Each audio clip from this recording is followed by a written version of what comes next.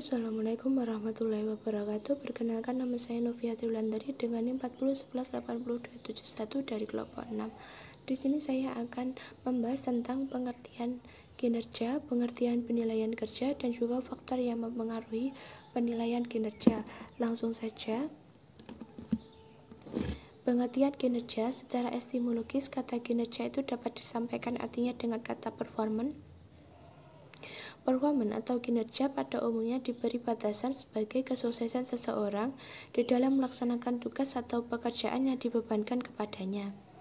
Yang selanjutnya yaitu pengertian penilaian kerja. Penilaian kerja adalah proses dengan organisasi mengevaluasi melaksanakan kerja individu karyawan, akuntabilitas karyawan, kontribusi bagi organisasi selama periode tertentu, mencakup baik aspek kuantitatif maupun kualitatif, dan melaksanakan pekerjaannya.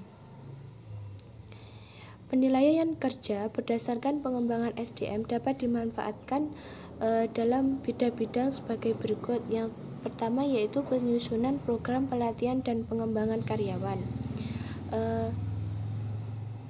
Di dalam penilaian kerja, maka dapat diidentifikasi pelatihan tambahan apa saja yang masih harus diberikan kepada karyawan untuk membantu mencapai standar kompetensi dan potensi yang ditetapkan.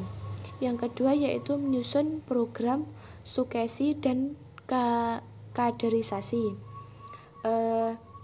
Jadi di dalam melaksanakan penilaian kerja, maka selayaknya juga dapat diidentifikasi siapa saja karyawan yang mempunyai potensi untuk dikembangkan karirnya dengan dicalonkan menduduki jabatan-jabatan yang tanggung jawabnya lebih besar pada masa yang akan datang. Yang selanjutnya yaitu pembinaan karyawan. Maksudnya di sini yaitu untuk meneliti hambatan yang dihadapi karyawan dalam meningkatkan prestasinya, sehingga dapat ditentukan program pembinaan yang tepat. Yang selanjutnya yaitu kegunaan dari penilaian kinerja bagi organisasi. Yang pertama yaitu peningkatan kinerja, yang kedua penyesuaian kompensasi, yang ketiga keputusan pendapatan, yang keempat kebutuhan pelatihan dan pengembangan, yang kelima perencanaan dan pengembangan karir. Yang selanjutnya yaitu faktor-faktor yang mempengaruhi kinerja. Yang pertama yaitu faktor individu, kemampuan dan keterampilan melakukan kerja. Kompetensi seseorang dipengaruhi oleh beberapa faktor yang dapat dikelompokkan dalam dua golongan. Yang pertama yaitu kemampuan dan keterampilan kerja serta motivasi dan etos kerja. Yang kedua faktor dukungan organisasi. Dalam melaksanakan tugasnya, pegawai memerlukan dukungan organisasi tempat ia bekerja. Dukungan tersebut adalah dalam bentuk pengorganisasian. Yang ketiga yaitu faktor manajemen. Kinerja perusahaan dan kinerja seorang juga sangat tergantung pada kemampuan manajerial para manajemen atau pimpinannya, baik dengan membangun sistem kerja dan hubungan industrial yang aman dan harmonis, maupun dengan mengembangkan kompetensi pekerja. Demikian juga dengan membutuhkan motivasi seluruh karyawan untuk bekerja secara optimal. Saya Novia Dwi dengan NIM 4011802770 akan menjelaskan tentang tujuan penilaian kinerja dan juga asas-asas penilaian kinerja. Yang pertama di sini ada tujuan penilaian kinerja. Tujuan yang pertama yaitu sebagai acuan untuk menentukan kompensasi, struktur upah, kenaikan gaji, promosi, dan lain-lainnya. Jadi dengan adanya penilaian kinerja ini dapat menentukan bagaimana perusahaan itu bisa menentukan struktur upahnya, kenaikan gaji dari para pegawai atau karyawannya, dan juga promosi dan sebagainya. Yang kedua yaitu untuk mengidentifikasi kekuatan dan kelemahan karyawan sehingga manajemen dapat menentukan orang yang tepat pada posisi pekerjaan yang tepat. Terus yang ketiga di sini untuk menilai potensi yang ada dalam diri seorang karyawan, sehingga dengan adanya penilaian kinerja ini dapat merencanakan pengembangan karir lebih lanjut bagi karyawan yang bersangkutan. Terus yang selanjutnya yaitu untuk memberikan feedback atau umpan balik kepada karyawan tentang kinerjanya. Jadi dengan adanya penilaian kinerja itu bisa memberikan masukan atau umpan balik kepada karyawan tentang bagaimana kinerjanya, apakah sudah baik atau belum. Terus yang selanjutnya yaitu sebagai dasar untuk mempengaruhi kebiasaan karyawan. Jadi dengan adanya penilaian ini bisa mempengaruhi kebiasaan karyawan, dapat mengubah kebiasaan karyawan supaya sesuai dengan SOP perusahaan. Terus yang selanjutnya yaitu untuk meninjau dan menyelenggarakan program pelatihan promosi ataupun program-program pelatihan lainnya. Yang selanjutnya yaitu asas-asas penilaian kinerja. Yang pertama, asas. Dengan adanya asas ini dapat mencapai hasil kinerja yang diinginkan, maka penilaian kinerja itu harus dilakukan sesuai dengan asas-asas penilaian kinerja. Jika melanggar dari asas tersebut, maka dapat dipastikan bahwa hasil penilaiannya pun tidak akan berjalan baik, termasuk hasil penilaian kinerja dijalankan secara benar dan konsisten sehingga hasil yang diharapkan pun dapat dipertanggungjawabkan. Nah, dalam praktiknya di sini ada 3 asas penilaian dalam penilaian kinerja. Yang pertama yaitu secara objektif. Nah, di sini objektif itu artinya penilaian itu harus dilakukan dengan apa adanya, sesuai dengan kriteria yang telah ditetapkan.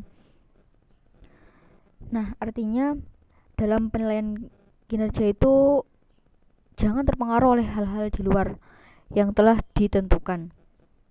Nah, untuk melakukan penilaian yang dilakukan secara objektif, biasanya dilakukan yang pertama harus realistis. Artinya menilai apa adanya sesuai dengan yang telah dilakukan.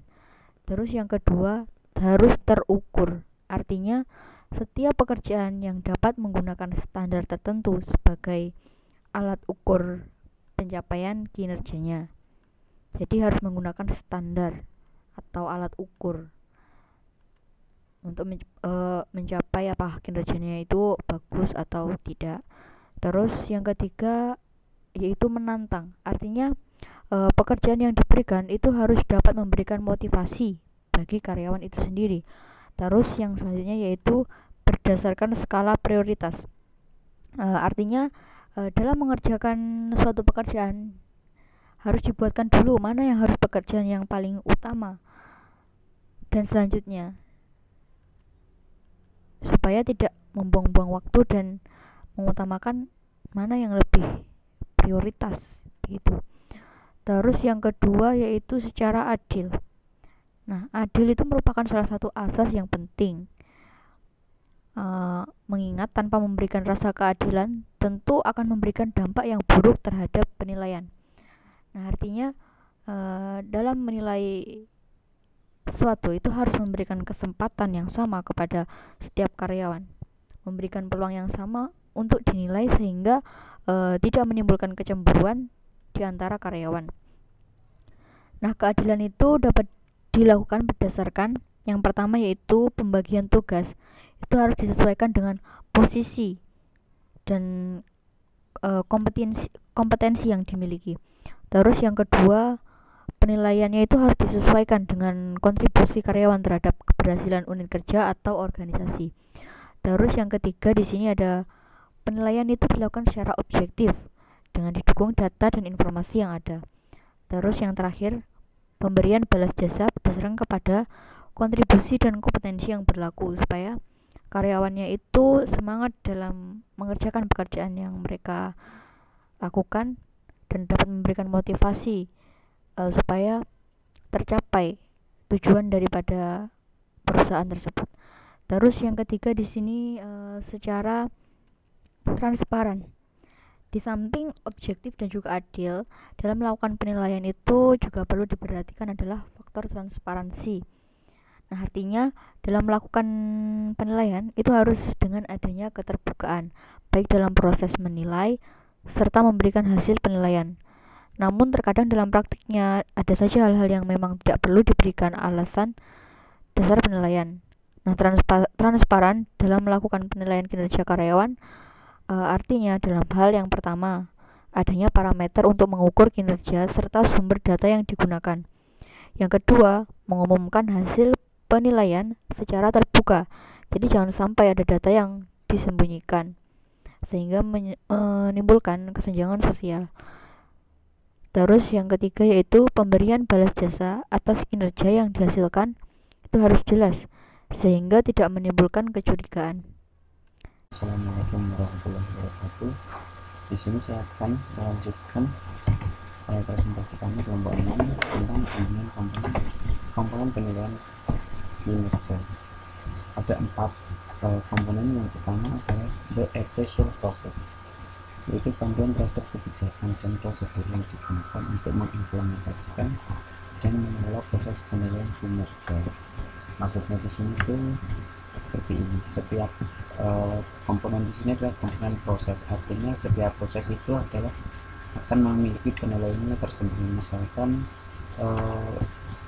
proses atau tahapan mencari bahan baku itu sudah ada penilaiannya sendiri. Bagaimana standar bahan baku yang bagus dan dari mana kita akan mendapatkan bahan baku yang bagus. Selanjutnya adalah proses, misalkan proses produksi itu juga akan memiliki standar atau standar penilaiannya sendiri. Jadi the appraisal proses kurang. Yang kedua adalah the appraisal interview, yaitu pertemuan formal yang diadakan antara penilai dan ternilai sebagai proses untuk menyampaikan umpan balik kepada ternilai, membahas hasil penilaian kerja. Komponen di sini adalah dilakukan berupa wawancara atau interview biasanya tetap dari atasan kepada bawahannya dengan menanyakan langsung bagaimana hasil kinerjanya. Kemudian dari situ akan didapatkan sebuah umpan balik. Selanjutnya yang ketiga adalah the official outcome, yaitu berkaitan dengan kesempatan pelatihan, pengembangan karir, kenaikan gaji, dan perform rating. Di sini adalah penilaian kerja terhadap kinerja terhadap karyawan seperti pada pengembangan karir. Misalkan saja karyawan yang sudah senior biasanya akan diangkat menjadi atau mendapatkan jabatan yang lebih tinggi, sedangkan junior mungkin akan sangat sulit untuk mendapatkan kenaikan jabatan. Kemudian kenaikan gaji, mungkin yang lebih senior mereka akan lebih cepat diangkat menjadi karyawan tetap, sedangkan mereka yang baru masuk atau juniornya mereka akan belum bisa mendapatkan predikat karyawan tetap. Seperti yang terakhir adalah performance rating. Misalkan standarnya kalau dia masih junior, masih bekerja beberapa bulan, mungkin dia baru bisa mengerjakan setengah atau 80% dari mereka yang sudah terbiasa melakukan suatu pekerjaan. Jadi the official outcome itu adalah komponen penilaian kerja terhadap kualitas kerja seseorang karyawan. Yang keempat adalah fairness, yaitu berkaitan dengan keterbukaan yang di dalamnya terdapat aspek akurasi, transparansi, tepat waktu, dan akuntabel. Fairness ini lebih kepada penilaian kinerja terhadap kejujuran pribadi seseorang. Jadi bagaimana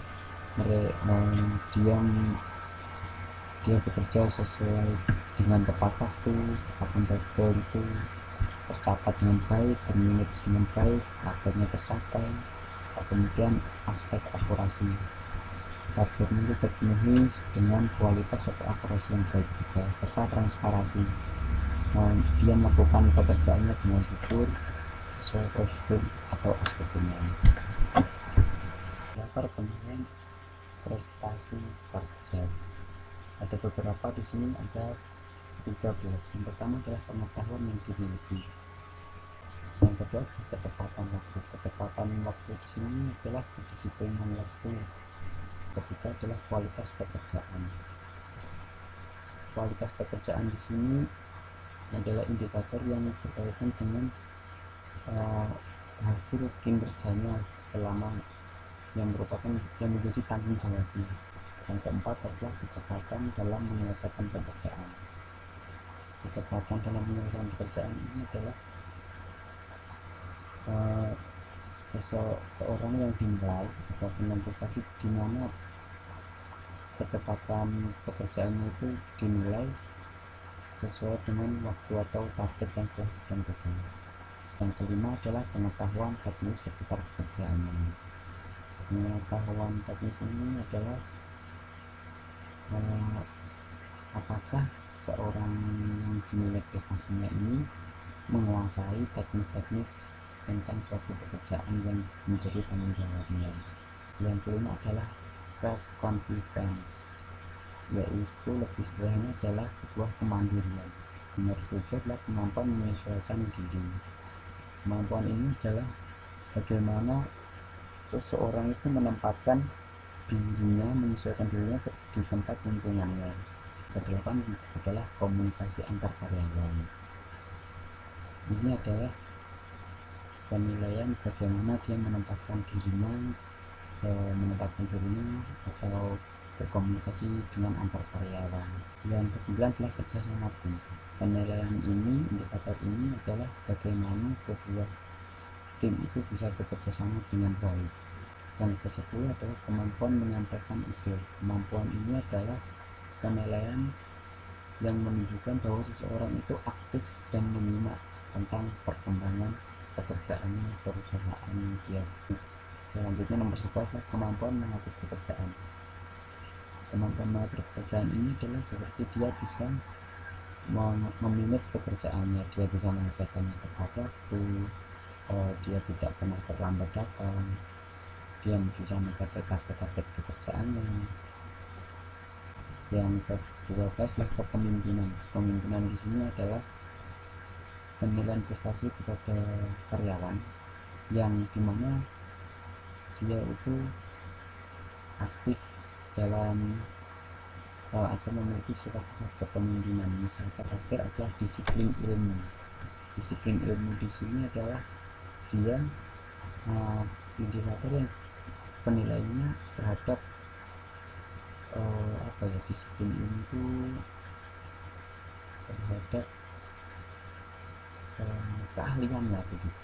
Disiplin dalam penilaian kerja. Yang pertama adalah kesamaan dengan penilaian.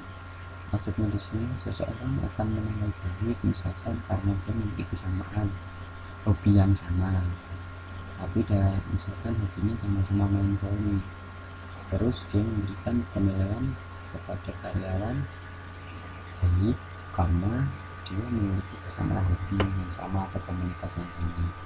Ini tidak bisa diterapkan. Ini merupakan penilaian kinerja yang salah. Yang kedua adalah bias. Bias ini adalah penilaian kinerja yang tidak memiliki standar. Atau misalkan orang yang memiliki standarnya tinggi, dia akan menilai sesuatu dengan tinggi. Jika dia menilai seseorang tapi kemampuannya di bawah dia akan menganggapnya itu kemampuan seseorang itu kurang bagus dibandingkan dirinya. Atau orang yang keterampilannya rendah, kalau dia menilai seseorang yang sebenarnya kemampuannya sudah biasa saja, karena dia yang terlalu rendah, dia akan menilai seseorang itu bagus. Artinya bias di sini adalah bias atau tidak jelas standarnya. Yang ketiga adalah halo effect. Halo effect ini dipengaruhi oleh yang dipengaruhi oleh hubungan pribadi. Misalkan kalau dalam sebuah perusahaan sedangkan karyawannya itu ada saudaranya sendiri, dia akan memberikan penilaian yang seperti itu. Meskipun saudaranya salah, dia tidak akan menegur atau meluruskan kesalahannya. seperti itu dinamakan hierarki. Atau ada ikatan pribadi. Yang keempat itu hubungan jabatan. Hubungan jabatan di sini maksudnya misalkan karyawan memberikan umpan balik kepada kinerja atasannya karena itu atasannya, dan lalu karyawan memberikan nilai yang baik-baik kepada atasannya karena aku, padahal sebenarnya misalkan atasan itu memiliki kinerja yang baik. Atau sebaliknya, saat atasan menilai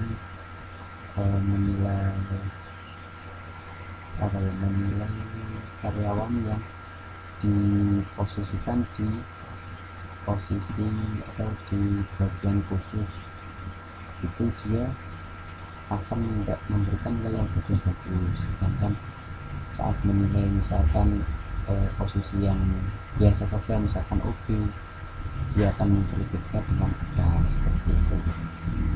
Jadi tidak objektif. Kalau OB, kalau dia memang bekerjanya kurang bagus jadi nilai kurang bagus, tapi misalkan dia staf ahli tapi kinerjanya kurang bagus, ya harus dikritik meskipun jabatannya memang strategis atau penting di situ. Kalau memang kurang bagus ya dinilai kurang bagus. Yang kelima adalah tujuan tersembunyi. Tujuan tersembunyi ini misalkan penilaiannya ini sangat subjektif. Misalkan seseorang menyukai lawan jenisnya dan sedangkan dia diminta untuk menilai orang tersebut karena dia memiliki perasaan khusus, misalkan dia memberikan nilai yang bagus, padahal dalam misalnya dia tidak sebagus yang diberikan penilaiannya. Jadi ada tujuan tersembunyi. Apa tujuan tersembunyi ini? Memberikan nilai buruk supaya si A misalkan dia mendapatkan nilai yang buruk sehingga dia bisa diberhentikan atau dipecat karena si penilai ini tidak menyukai punya masalah pribadi dengan orang yang dinilainya. Yang terakhir adalah penilaian rata-rata. Penilaian rata-rata ini adalah menilai seseorang itu secara rata-rata. Artinya dia menganggap memukul rata kemampuan orang itu sebenarnya paling sama seperti itu. Padahal setiap orang itu punya kelebihan dan kekurangannya masing-masing. Seharusnya dia bisa menempatkan kelebihannya itu apa, kekurangannya itu apa, sehingga akan menuntut seseorang untuk menciptakan sebuah strategi yang pas berdasarkan kelebihan dan kekurangan seseorang karyawan, sehingga nantinya akan dibuat sebuah strategi kerja tim yang baik.